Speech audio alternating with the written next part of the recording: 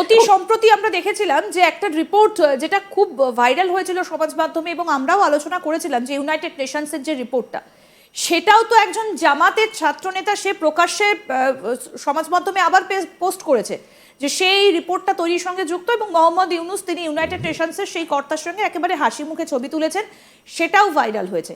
কিন্তু এত কিছুর পরও যখন আমেরিকা থেকে আসা অনুদানটা বন্ধ হয়ে যায় বা বিশ্বের সব থেকে শক্তিধর দেশের হাতটা যখন মাথার ওপর থেকে চলে যায়, তখন কি মোহাম্মদ ইউনুস প্রশাসন তারা বুঝতে পারছেন যে তাদের দিনও শেষ হয়ে এসেছে? তাহলে ভোটটা তারা কেন ডিক্লেয়ার করছেন না? ভোট করতে তো তারা আসেনি, তারা ভোট করতে আগেনি, তারা এসেছে রাজনৈতিক প্রক্রিয়াকে বিকেন্দ্রীকরণ করার জন্য। মানে যারা আহ প্রথম সারির রাজনৈতিক দল, আওয়ামী লীগকে অলরেডি তারা দেশ ছাড়া করেছে, আওয়ামী লীগের নেতাকর্মীদের ঘরে তুলে দিয়েছে। এখন তাদের টার্গেট বিএনপি। বিএনপি কিন্তু নির্বাচন করে করে গলা শুকাচ্ছে, কিন্তু নির্বাচন নিয়ে সরকারের কোনো আগ্রহ নেই। তারা নির্বাচনের কথা আসলে অন্য একটা ইস্যু সামনে আনছে। বেসিক্যালি এরা তো রাষ্ট্র ব্যবস্থায়, এরা কোনোদিন ভোট করে নির্বাচন করে কখনো ক্ষমতায় আসতে পারবে না। এই যে যে ছাত্র জনতার কথা, ছাত্রদের কথা বলা হচ্ছে, বা ইউনুস, এই ডক্টর ইউনুস 2007 সালে গণশক্তি নাগরিক শক্তি নামে একটি রাজনৈতিক দল প্রতিষ্ঠা করেছিলেন, এবং তিনি ক্ষমা চেয়ে, জাতির কাছে ক্ষমা চেয়ে আর জীবনে রাজনীতি করবেন না বলে অঙ্গীকার করে দেশ ছেড়েছিলেন। সুতরাং রাজনীতি করা তো এত সহজ না।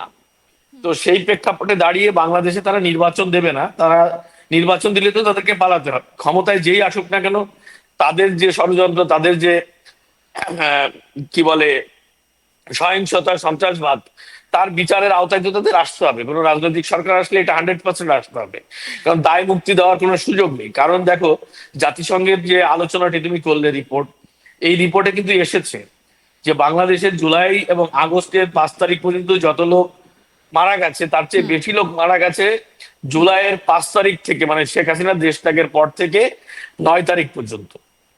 সুতরাং এই সন্ত্রাসবাদের যারা শিকার হয়েছে তারা শেখ হাসিনার দলের লোক, আওয়ামী লীগের লোক, সেকুলার বাংলাদেশের বিশ্বাসী লোক এবং সংখ্যালঘু সম্প্রদায়। এর ঠিক। দায় তো এরা এড়াতে পারে না, পারে কি? কিন্তু তো এরপরে সুতরাং বাংলাদেশের মানুষ খাবেন কি?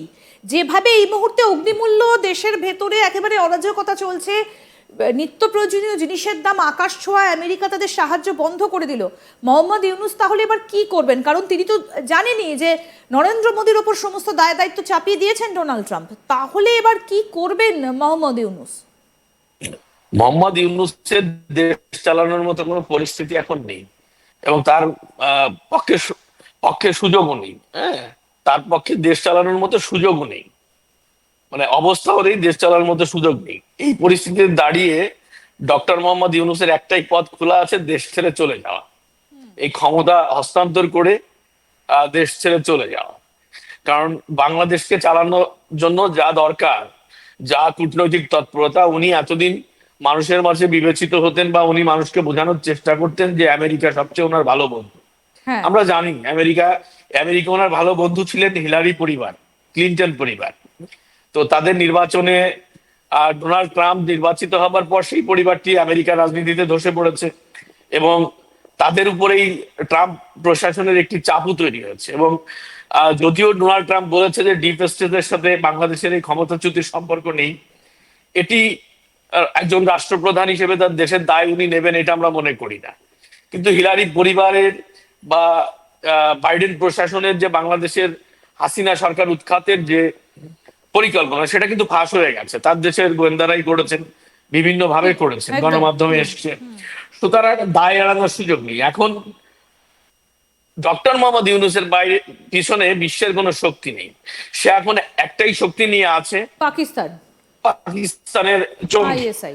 আর মাঝে তিনি চেষ্টা করছেন মিডল ইস্টের সাথে সুসম্পর্ক তৈরি করার জন্য, বিশেষ করে কাতার, আহ দুবাই বা সৌদি আরব। কিন্তু একটি জিনিস তোমাকে বলে রাখি, যে ভারতের সঙ্গে এই মুহূর্তে মিডল ইস্টের সম্পর্ক খুবই ভালো।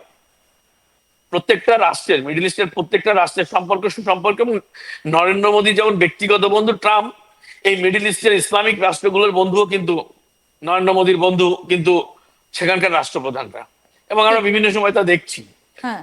এবং এই যে ধর্মের ভিত্তিতে নয়, ডিপ্লোম্যাসির ভিত্তিতে সুসম্পর্ক, এই জায়গাটা কিন্তু নরেন্দ্র মোদী সরকার তৈরি করেছে বিশ্বে। সুতরাং জঙ্গিবাদ কিন্তু সৌদি বা কাতার, কুয়েত দুবাই এরা কিন্তু বিশ্বাস করে না, জঙ্গিবাদ পৃথিবীর কেউ বিশ্বাস করে না।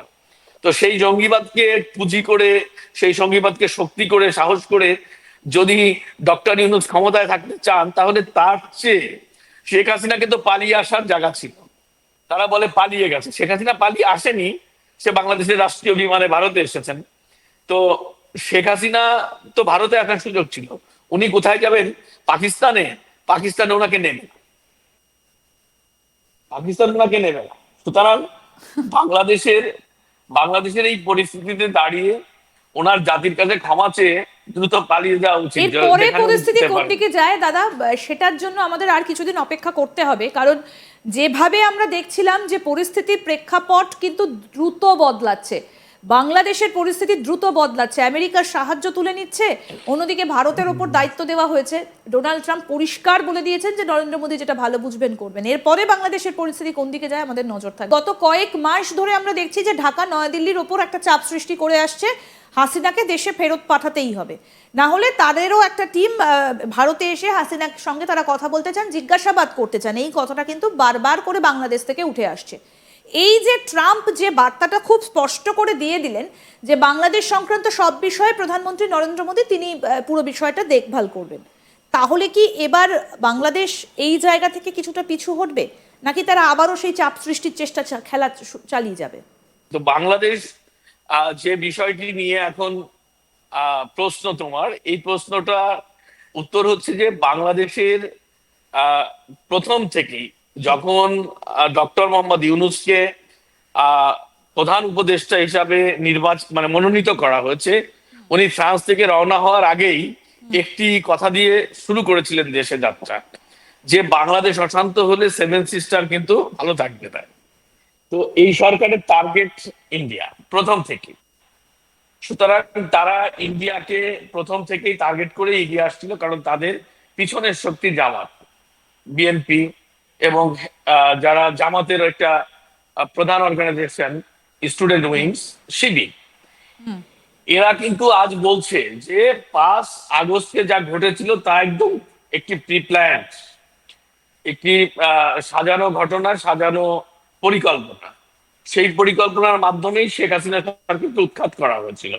এবং তার মানে তখন যে জুলাই আগস্টে যে সন্ত্রাসবাদ, জঙ্গিপানা হয়েছে, তার দায় এই জামাত, বিএনপি, হেফাজতদের। এটা কিন্তু পরিষ্কার। এবং তারা স্বীকার করছেন, তারা আজকে ক্ষমতার দ্বন্দ্বে সেটা স্বীকার করছেন।